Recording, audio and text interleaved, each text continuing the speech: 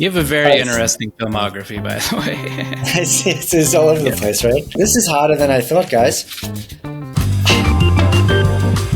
Hey, I'm Craig Gillespie. I'm here with Movie Dumb Money, and I'm going to be playing Guess Your Movie based on your Letterboxd reviews. This is from Nolan. This might just be the hottest cast in cinematic history. I think I have to go with Tonya. Oh, do you want a hint? Should I take a hint? I'll take a hint. Buffy the Vampire Slayer. That would be Fright Night, because our screenwriter worked on Buffy. The thrill of that was getting to work with Colin Farrell.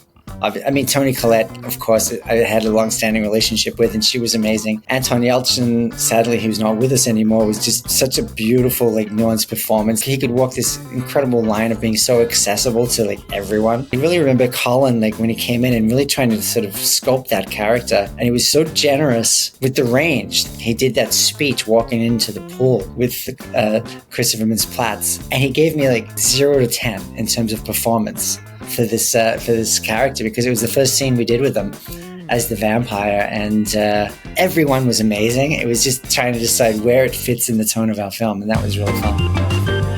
This one's actually all right. I did not hit her. I did not. It's bullshit.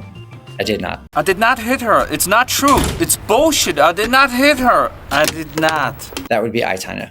It was amazing working with Margot. We're moving very quickly, but in response to this, and sort of there was a lot of violence in that film, and she was not afraid to really go for it and lean in, just tonally in this film to do stuff that was uncomfortable and hard to watch. And as a performer and as a producer, she was incredibly supportive of that.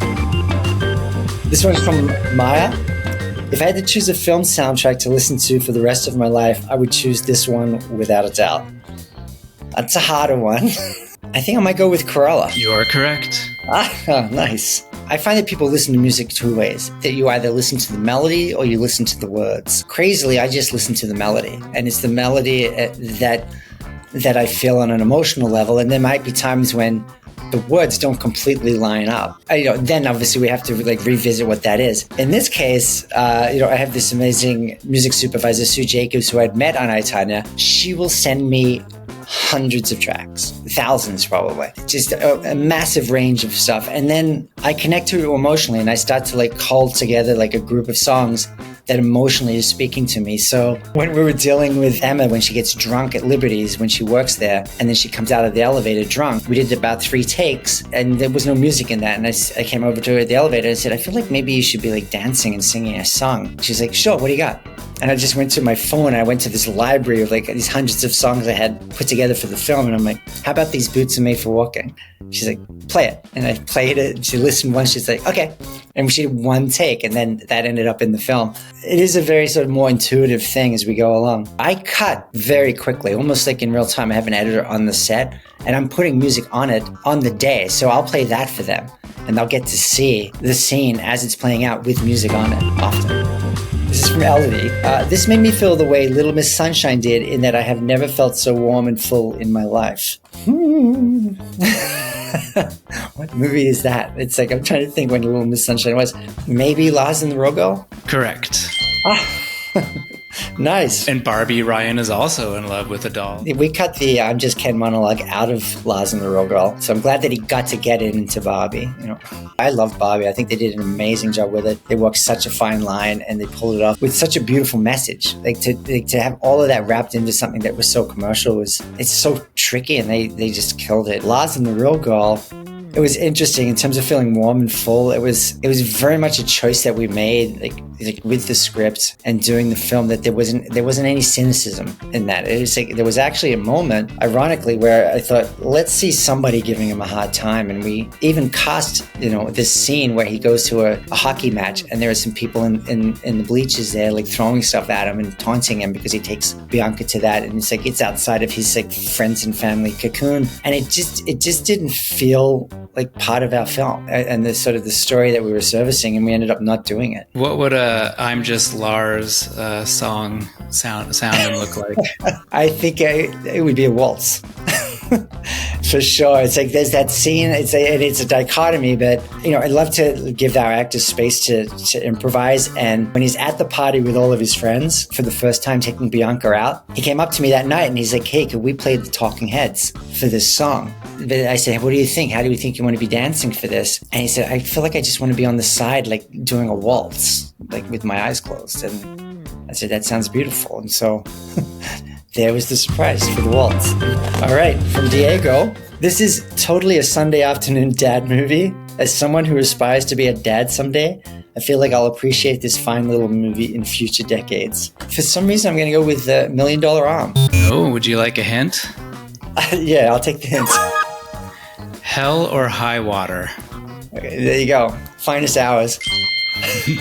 I just didn't think of Finest Hours as a small movie because it's such a massive production. The sets, the locations we had for that is one of the toughest productions I've done. There's this altruism in it, this sincerity from our lead character played by Chris Pine that's got such strong values that I could see that resonating in sort of a father-son kind of way. So you got 8 out of 10 points, but I'm going to actually, this just in, I'm going to be sending you a recent 4-star review straight out of Toronto International Film Festival for love that for Thank Dumb you. Money. The 4-star review from Nerd Soup Aaron.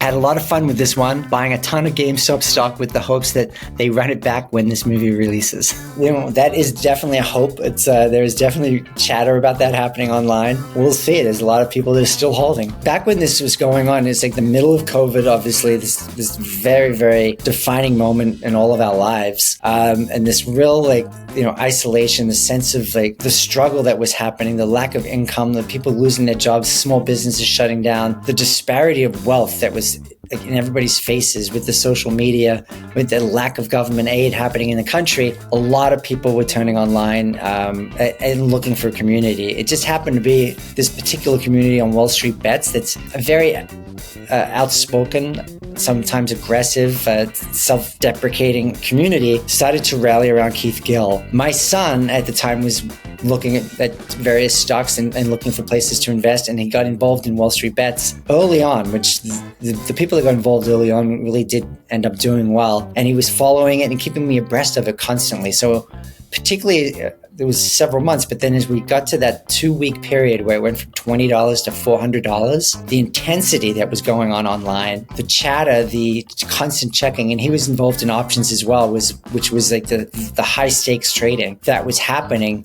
And then you got down to that 24 hours, literally the checking every 3 minutes, when to get out, what to do. It was so intense. And to be able to experience that firsthand, I took so much of that and put it in this film. As this progressed and he heard that I was making the movie, I remember he came down one day and he goes, okay, I just want to show you what was the #1 post on Reddit, on Wall Street Bets rather, while this was happening. And it was the guy that drank his own urine. I was like, all right, that's in the movie.